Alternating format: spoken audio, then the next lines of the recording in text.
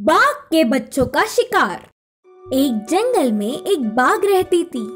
उसके 2 बच्चे थे और वो बच्चे बहुत ही शरारती थे। माँ बाघ हर रोज अपने बच्चों को थोड़ी देर शिकार करना सिखाती थी। छोटे छोटे जानवरों का कैसे शिकार किया जाता है करके दिखाती थी। ऐसे पूरे दिन जंगल में घूमकर शाम को अपने गुफा में पहुँच जाते। एक दिन माँ बाघ अपने बच्चों को साथ लेके शिकार के लिए चल पड़ी। कुछ दूर जाने के बाद वे सब एक पेड़ के नीचे रहकर दूर के उन पेड़ों को देखते हुए माँ बाघ ने बच्चों से कहा, वो देखो, उन पेड़ों के पीछे से एक हिरन रहती है। वह खाने के लिए बाहर आएगी। उस हिरन को देखते ही तुम में से किसी एक को उस पर कूदकर हमला करना होगा। माँ, मैं जाऊंगा, मैं हमला करूंगा, बोलते हुए उत्साह से छोटी बाघ ने चिल्लाया। अच्छा ठीक है बेटा, तू ही पहले कूद उस पर, माँ बाघ ने कहा। ऐसे वे बहुत देर तक इंतजार करते रहे। इंतजार कर करके कमजोर होने पर उस बाघ की बच्ची ने कहा, वो अभी भी बाहर क्यों नहीं निकल रही है माँ? शिकार करने के लिए सब्र करना पड़ेगा। खाने के लिए कितना भी देर हो, इंतजार तो करना ही होगा। बोलते हुए माँ बाघ ने उत्साह बढ़ाया और कुछ देर बाद हिरन उस घने पेड़ों से बाहर आई। उसे देखते ही दूसरी बाघ की बच्ची उसके लिए भागने लगा, लेकिन हिरन ने बाघ का आना तुरंत पहचान लिया और उसके हाथ ना लग पाते हुए तेज भागने लगी। ऐसे बाघ उसके पीछे बहुत दूर तक पड़ा, पर हिरन देखते देखते ही बहुत दूर चली गई। आखिर में घने पेड़ों में जाकर गायब हो गई। अब ना कुछ कर पाते हुए उदास होकर मुंह लटका के माँ के पास चला आया। काली हाथ लौटने पर बड़ा बाघ उसकी मजाक उड़ाते हुए चिढ़ाने लगा। उसके भाई के भी चिढ़ाने पर वह बाघ की बच्ची ने कहा, माँ, शायद मुझे शिकार करना ही नहीं आता। देखो ना, मैं उस छोटी सी हिरन को भी नहीं पकड़ पाया। बोलते हुए उदास होकर रोने लगा। माँ बाघ ने अपने बच्चे को संभालते हुए कहा, कमी तुझ में नहीं है। तू तेरे मजे के लिए उसके पीछे भाग रहा था, लेकिन वो अपने प्राणों को बचाने के लिए भाग रही थी। अब अच्छे से सोचो, तुम्हारे मजे बड़े हैं या उसके प्राण? इसीलिए वह तुमसे ज्यादा तेज भाग सकती थी। एक बार अगर तेरा पेट भूख से तड़प रहा हो ना, तो तुम ऐसे कितने भी हिरनों का शिकार कर सकते हो।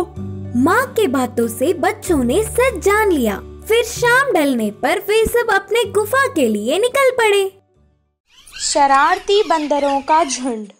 एक बार एक जंगल में एक बहुत बड़ा पेड़ था। उस पर एक शरारती बंदरों का झुंड रहा करता था। वो शरारती बंदर हमेशा खाने की बर्बादी करके खुश होते थे। वो आधा खाते थे और आधा फेंक देते थे। कभी कभी वो पेड़ की टहनियों को भी तोड़कर उससे खेलते थे। जंगल के सभी जानवरों को ये बात पता थी। वो सब हमेशा चुप रहते थे, पर कभी उसे कुछ नहीं बोलते थे और ना ही कोई उनसे दोस्ती करता था। कुछ दिन बाद गर्मियों का मौसम आ गया, जिसके कारण जंगल के सभी तालाब और नदियाँ सूख चुकी थी और उनको पीने के लिए पानी नहीं था। बंदरों को प्यास लग रही थी, इसीलिए वो पानी की तलाश में यहाँ वहाँ घूमने लगे और जंगल के बहुत दूर चले गए। बहुत दूर सूरज की रोशनी से जमीन चमक रही थी। ये देखकर बंदरों को लगा कि वो तालाब है और वो वहाँ भागकर आ गए। कुछ देर बाद वैसे ही उन्हें फिर से तालाब नजर आया और वो उस तरफ भागने लगे। पानी की तलाश करते करते वो यहाँ वहाँ भागने लगे। वो थक चुके थे, इसीलिए उन्हें अब और प्यास लग रही थी। उनकी जबान सूख चुकी थी और गर्मी के कारण उनका सर फटने लगा और उनके पैरों में छाले पड़ चुके थे। एक झाड़ के नीचे बैठकर वो आराम करने लगे। एक बंदर ने कहा, अगर मुझे पानी नहीं मिलेगा तो इस कड़क धूप में मैं प्यासा ही मर जाऊंगा। दूसरे बंदर ने कहा, क्या करे, हर जगह हमें पानी तो नजर आता है, पर जब हम पास जाते हैं वो गायब हो जाता है। वहीं पेड़ के पास खड़ के एक हाथी उनकी बातें सुन रहा था। वो उनकी मदद करने के इरादे से उनके पास आया और कहने लगा, मुझे तुम लोगों पर बहुत तरस भी आ रहा है और हंसी भी आ रही है। क्या सूरज की चमक और पानी में तुम्हें फर्क नहीं पता? उस चमक को तुम पानी समझ बैठे। यहीं पास में एक तालाब है, वहाँ जाकर अपनी प्यास बुझा लो। हाथी की बात सुनकर एक बंदर को बहुत गुस्सा आया और वो कहने लगा, ओहो, ऐसा बोल रही हो जैसे तुम ही सबसे समझदार हो और हम तो यहाँ बेवकूफ खड़े हैं। इतना कहकर वो हाथी के ऊपर चढ़ गया और उसका गला पकड़ लिया। मैं सच कह रहा हूँ, मेरा यकीन करो। हाथी जोर जोर से बोलने लगा, आज तक हमें इस जंगल में किसी ने भी सलाह नहीं दी और तुम्हारी इतनी हिम्मत। एक के बाद एक सब बंदर उस पर कूद पड़े और उसे मारने लगे। हाथी किसी तरह अपनी जान बचाकर वहाँ से भाग निकला। बंदर जिस जगह हाथी ने कहा वहाँ तो नहीं गए, पर दूसरी दिशा में वैसे ही ढूंढते रहे। इस कहानी से हमें ये शिक्षा मिलती है कि मूर्खों को समझाना भी मूर्खता है। कौवे का सौभाग्य। एक जंगल में एक कौवा अकेला ही पेड़ पर रहता था। वह बहुत चतुर होने के बावजूद बाकी के जानवरों से काले होने पर हमेशा दुखी होता था। सुंदर ना होने के कारण से वह कहीं बाहर जाता ही नहीं था। कभी कभी एक बार बाकी के पक्षियों के साथ पूरा जंगल घूमने आता था। ऐसे एक बार जंगल के नदी में कौवे ने आराम से सैर कर रहे हंस को देखा। उसके पास जाकर कहा, गोरी गोरी कितनी सुंदर हो तुम। तुम्हारे जितना कुछ तो और कोई पक्षी भी नहीं होगा।